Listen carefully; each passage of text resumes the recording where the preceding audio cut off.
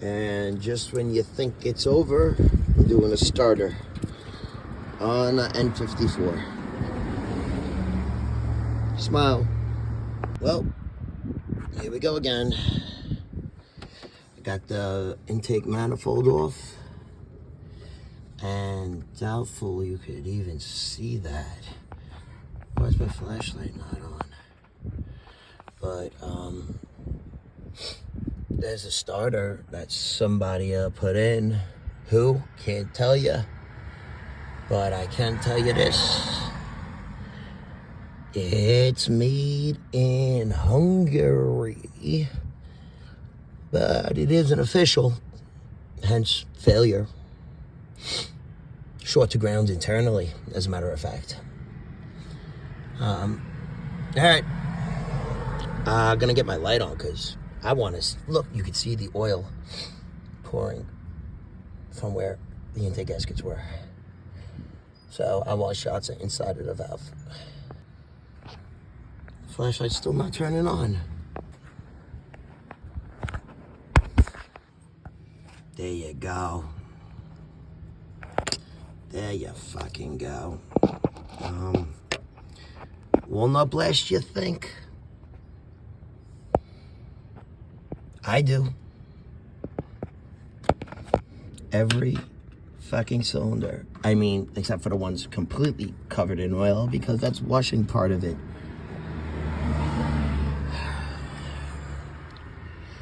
I don't know what she has as far as funds go, but the intake's off already.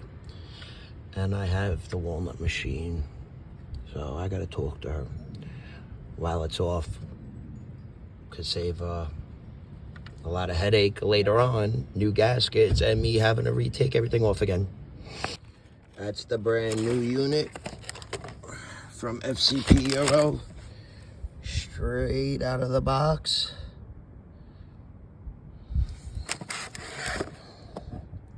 See the difference? Well, you will in a moment. What the fuck is that?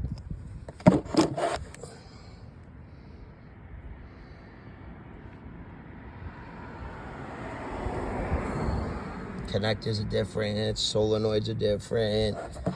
Looks like a cheap piece of shit, yet new versus one from FCP, which also has a lifetime warranty.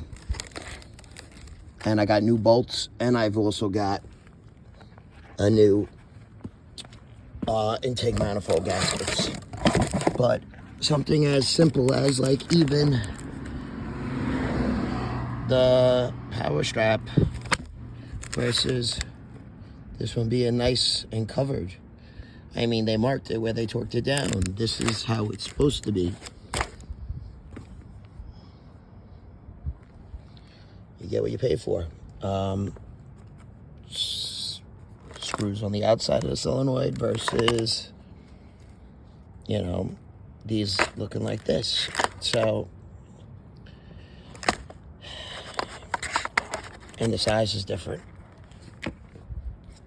This one's longer, this one's shorter. So something here ain't right. And even this has the Bosch marking on it, but it's a fake Bosch. Or a remanned one, because don't strike with hammer. You don't see that shit.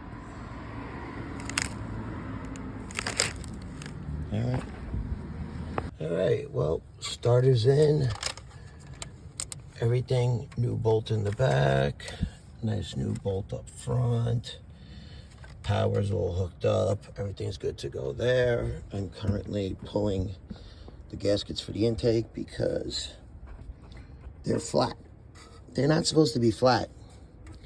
This car needs a terrible cleaning. There's oil in the intake, oil in the valves. Throttle body is disgusting. Stock diverter valves are covered in oil. I mean, intake charge pipe covered. Let's see if I can put it lighting. But yeah, I mean, I'm trying to let it drain out. But at the end of the day, we all know these PCV systems suck. Hence catch cans. I just hope that O-ring seals again once we go back in. Of course, I'm going to wipe it all down and do what I got to do the right way. That don't make it any better. So, new intake gasket's going in now. Little baby screwdriver and some scraping, and you can see why this is a necessity in life with these direct injection motors. It's not just this car. It's every direct injection engine. I mean, it's because there's no fuel spraying here to wash it down. And that's just the lip. That's not the valves that are deep in there. No airflow, bad gas mileage, poor performance, amongst other problems. I mean, the buildup on here is just... All right.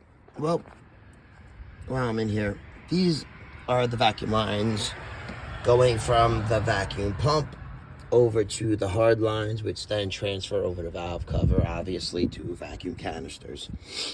I have more vacuum line at home, so for the time being, I stole this one off the rear boost solenoid, and I'm going to replace it so that way I can put the intake back on and then just run a new line in a minute when I have everything else cleaned up and packed away.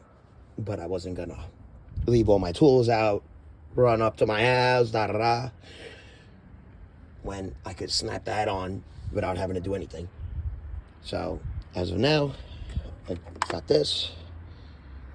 Gonna make two, put it in there, and then close.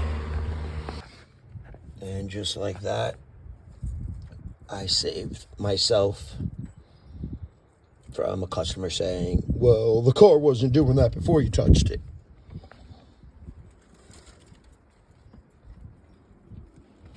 Sure as shit would have. So after a shitload more time after the starter went in, you could see the integration level was E89X08, which is, 8-day, third month. 2008, third month, level 530. I updated it all to 2107 550. We still have issues. Come and find out, somebody had went in here and put in a different steering column.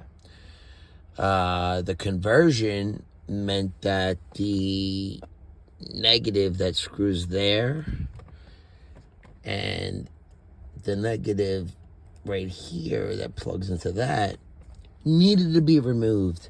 So none of her buttons here worked. None of her buttons here ever worked.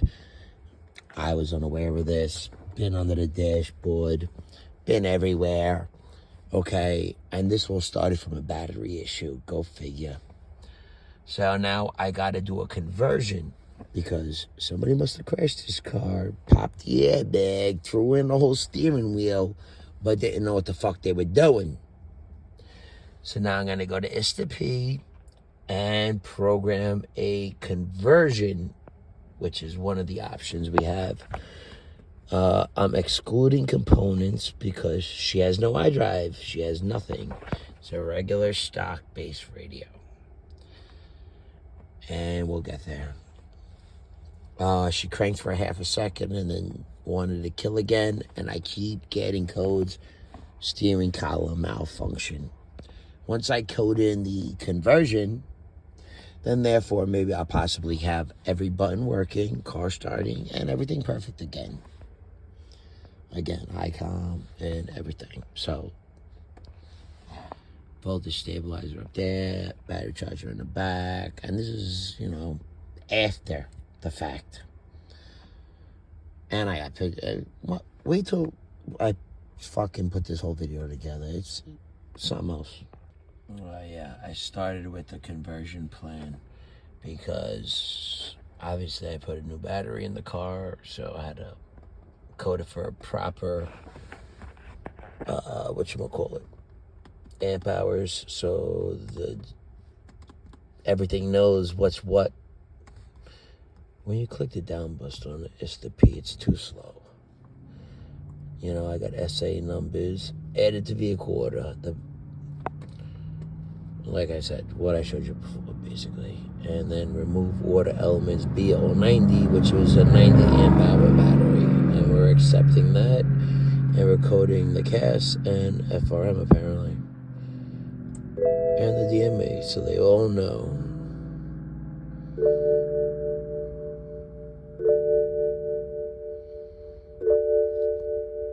Holla at your boy, bro. Real talk.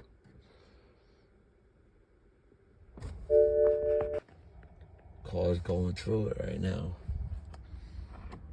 See? Started bugging out. Another thing is, in the middle of doing all of that, also want you to remove key at times. And then it tells you to put it back in. Once you do that, it keeps going. Another thing is, every time they ask me to pull a key, terminal 15 goes to 0, but terminal 30 jumps. You have to keep it between 13 and 15 volts while doing all of this. So like I said, because of the instrument cluster DME timer comparison, because of the center switch, there's somebody put a steering wheel in and didn't properly wire it. None of the buttons worked. So I'm gonna delete the fault memory and handle it. And just like that, your boy pulls it off again. No check engine light. She always had an airbag light.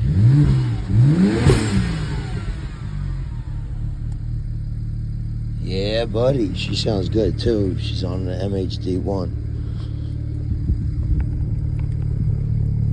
And I open the valves.